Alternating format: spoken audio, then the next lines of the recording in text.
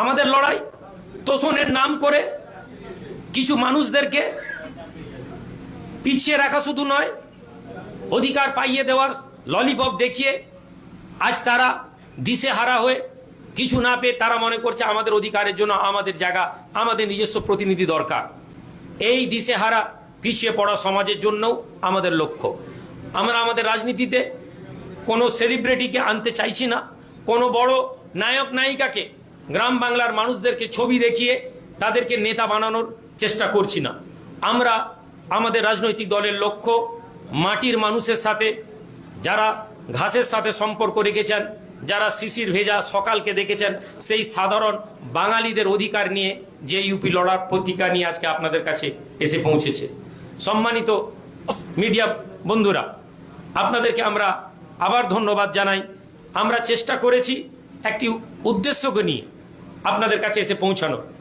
বাংলার একদিকে শিল্প যেমন গুরুত্বপূর্ণ, তেমনি কৃষি গুরুত্বপূর্ণ, কিন্তু যদি আপনারা আজকে গ্রামের দিকে পৌঁছান, আপনি দেখবেন কৃষির প্রতি বাঙালিদের অনীহা তৈরি হচ্ছে।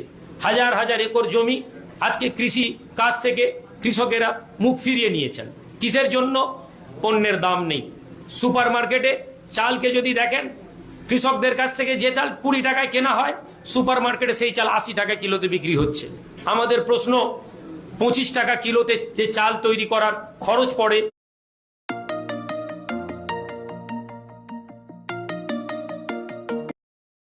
সেই চালকে কৃষকেরা 20 টাকা 22 টাকায় বিক্রি করতে বাধ্য হন, অথচ সুপার মার্কেটে 80 টাকায় বিক্রি হচ্ছে। মধ্যেখানে এই বৃহৎ অঙ্কের অর্থটা কারা পাচ্ছেন? কৃষকেরা সুসাইড করছেন।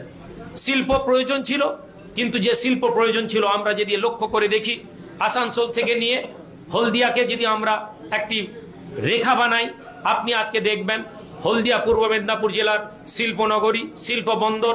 বিগত 10 বছরে হলদিয়ায় কোনো শিল্প নেই, নতুন করে শিল্প আসছে না। মিডিয়াতে বড় বড় সংবাদ চ্যানেলে শুধু হাজার হাজার কোটি টাকার প্রজেক্ট ঘোষণা হচ্ছে, কিন্তু গ্রামের মানুষ আজকে তারা যদি আপনি গিয়ে দেখেন, হাজার হাজার পূর্ব মেদিনীপুর হলদিয়া বন্দরের লোকেরা কাজ থেকে বেরিয়ে আসছে। আসানসোলকে যদি আমরা চলে যাই, পিছিয়ে পড়া সংখ্যালঘু মানুষ যারা দিন আনে দিন খায়, কয়লা শিল্পাঞ্চলে যারা কাজ করতো, আজকে তারা কাজ হারা। হাওড়া জেলায় যদি জুট শিল্পে আমরা গিয়ে দেখি, ফ্যাক্টরিগুলো বন্ধ হয়ে গেছে। এই কথাগুলো আমরা সবাই জানি, কিন্তু আপনাদেরকে এটা বুঝিয়ে দিই, সবাই আমরা বলছি, বড় বড় নেতা, বড় বড় নেতৃত্ব, এমনকি আমরা যদি সরকারকেও দেখি, তাদেরও বক্তব্যের মধ্যে কাগজে কলমে ইন্ডিয়াকে গ্রেট যেমন বানিয়ে দেওয়া হয়েছে, তেমনি বাংলাকেও সোনার বাংলা বানানো হয়েছে। কিন্তু প্রশ্ন, আমরা যারা মাটি থেকে এসেছি আমরা তো দেখতে পাচ্ছি না। আমরা এই আওয়াজ সরকারের কাছে দীর্ঘদিন ধরে তুলে ধরেছি, কিন্তু কোথাও না কোথাও আমাদের মনে হয়েছে সরকার এটাই প্রয়োজন মনে করে, বা সরকারের নীতি এটাই, সরকারে থাকার জন্য যারা আওয়াজ তুলে তাদেরকে গদি দাও, যদি তারা গদিতে সন্তুষ্ট না হয় তাহলে তাদেরকে ভরে দাও।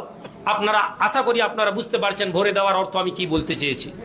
আমি আপনাদের কাছে আমার বক্তব্য দীর্ঘায়িত করব না, শুধু আপিল করব যে আজ যারা আপনাদের মাধ্যম থেকে বাংলার মানুষ আমাদেরকে দেখবেন, আপনারা আপনাদের সহযোগিতা, আপনাদের নৈতিক সাপোর্ট যদি আমাদেরকে দেন, একটা স্টেপ আমরা শুরু করেছি, যে কদম, যে পা বাংলাকে নতুন করে আশা দেখাবে। কিন্তু আমরা এখানে বৃহত্তর কোনো আপনাদেরকে স্বপ্ন দেখিয়ে আমরা ভোট আপিল করতে আসিনি। আমরা এসেছি বাংলার মানুষের সচেতনতা বৃদ্ধি করার জন্য।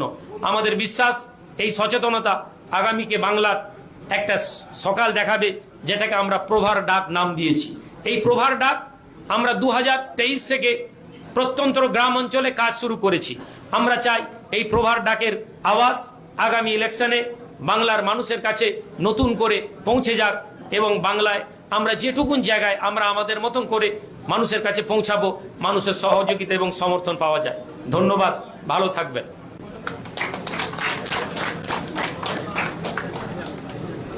আচ্ছা, আমরা একটু আমাদের ফ্ল্যাগের এই বিষয়ে একটা ছোট্ট কথা একটু বলে নিই। আপনারা জানেন অনেকেই যে ফ্ল্যাগ সিম্বল বিহীন আমাদের এই মুহূর্তে ফ্ল্যাগ আমরা করেছি, কেননা ইলেকশন কমিশনের একটা নির্দিষ্ট পরিমাণ ভোট পাওয়ার প্রয়োজন আছে। ওই ভোটের পাওয়ার পরেই আমরা নিজস্ব সিম্বল পাবো। আমরা ইলেকশন কমিশনকে এটা জানিয়ে দিয়েছি যে আমরা একটি সিম্বল চাই, ইলেকশন কমিশন খুব শীঘ্রই আমাদেরকে অ্যালট করে দিবে যে সিম্বল, সেটাই আমাদের আগামী নির্বাচনের সিম্বল হবে। এবং আরেকটি ছোট্ট কথা আপনাদেরকে বলে দিই, এই জেইউপি নামে হয়তো বাংলায় আরো কোনো ইলেকশন পার্টি আছে, যেটা নিয়ে বিভ্রান্ত হওয়ার কিছু জায়গা আছে। তবে আমরা মনে করি, আমরা ইলেকশন কমিশনের ওয়েবসাইটে গিয়ে দেখেছি, জেইউপি নামে বাংলায় একমাত্র জাতীয় উন্নয়ন পার্টি রেজিস্টার্ড আছে, বাকি এই নামের কোনো রেজিস্টার্ড পার্টি নেই। ফলে আগামীতে কিভাবে কি সমস্যা হবে বা সমাধান হবে সেটা আলোচনা সাপেক্ষ, কিন্তু আমরা জাতীয় উন্নয়ন পার্টি একমাত্র বাংলা তথা ভারতবর্ষের ইলেকশন কমিশন কর্তৃক রেজিস্টার্ড রেজিস্টার্ড পার্টি। আমরা একটু সরে যাই।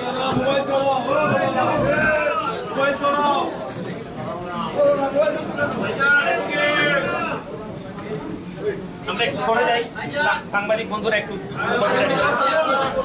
না না, আমি চাইছি আপনারা আমাদের ফ্ল্যাগটা দিন। Thank you. ধরেন ফয়সাল ভাই, ধরেন, ধরুন। এটা হচ্ছে আমাদের ন্যাশনাল, আমাদের ঠিক।